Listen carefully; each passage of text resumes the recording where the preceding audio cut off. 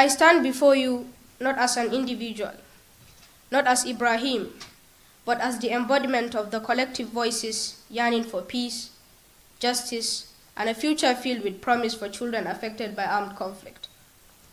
Today, I speak not only on behalf of children of Borno State or Nigeria, but for every child whose laughter has been stifled by the horrors of war. History has taught us that we children are keen in our pursuit of knowledge and are filled with potential, not only for ourselves, families, communities, but for our country and the world at large. Our situation today has robbed us of this beautiful history, and when a child is robbed of his history, he settles for any future. We all here are living witnesses of how the world, of how Africa today is ravaged by conflict. In the time of conflict and war, our innocent souls bear the brunt of these calamities because of our vulnerability.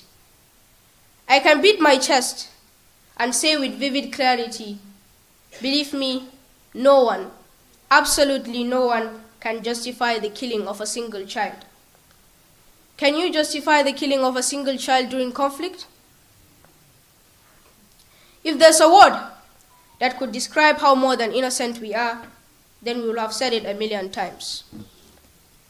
In the corridors of our vandalized schools, dangerous streets, and within the confines of refugee camps, believe me, our dreams persist. Our longing for education, safety, and the chance to flourish knows no boundaries, transcending the barriers imposed by conflict and war.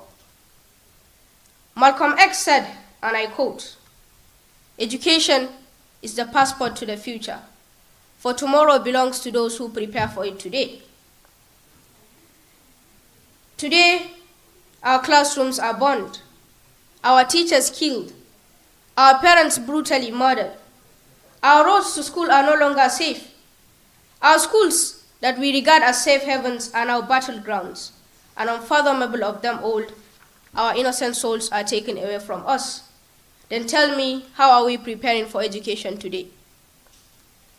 Throughout numerous conferences and discussions, our voices have echoed, commitments have been made, and promises reiterated.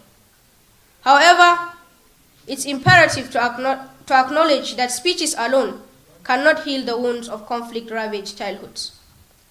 We convene not solely to express intentions, but to implore each leader and each person here present.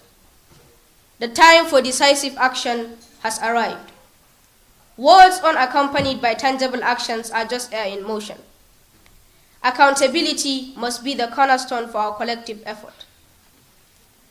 Beyond this gathering, beyond this day, our call still remains one: act, implement, and deliver on the commitments made.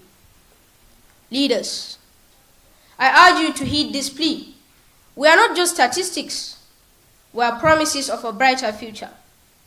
Our well-being, our dreams rest upon the actions taken by those entrusted with power. Let us not fail in our responsibility to protect, nurture, and empower every child affected by conflict. But distinguished ladies and gentlemen, hope springs eternal from the hearts of boys and girls. We gather here not to share tales of sorrow, but to kindle the flames of change. Where there is a will, there is always a way. We cannot change what has happened, but we can fix, we can prevent, and we can secure. The word for crisis in Chinese is Wei Jie. Wei stands for danger, and J stands for opportunity. As terrible as our situation was, as challenging as the situation of conflict-affected children is, I believe it also affords us the opportunity to re-engineer our society into a better place. Now I believe it is obvious what we children expect from this conference. What we expect from this conference is not a repertoire of eloquent speeches or a cascade of promising commitments. Instead, it's the birthplace of concrete actions that will sow the seeds of tangible change. This is not merely a meeting of dignitaries. It's a solemn opportunity to pave a different path, one where actions speak louder than words. We stand here united in our fervent plea. Let this conference be the prelude, a turning point where impactful actions take center stage. It's time for resolutions to transition into results. We cannot afford the luxury of time. If we don't tackle this today, if we don't take care of conflict-affected children, believe me, they'll end up being the Frankenstein monsters that will consume all of us. The plight of we children demands urgent and tangible solutions. The era of horrible promises must come to an end. This is our clarion call. Actions, not just words, will be the measure of our success. Together, let us embark on a journey, one fueled by compassion, driven by solidarity, and stirred by the collective determination to rewrite the narrative of conflict-affected children. Let us weave a tapestry of hope and opportunity, where the scars of war serve not as shackles, but as reminders of our resilience. Thank you very much.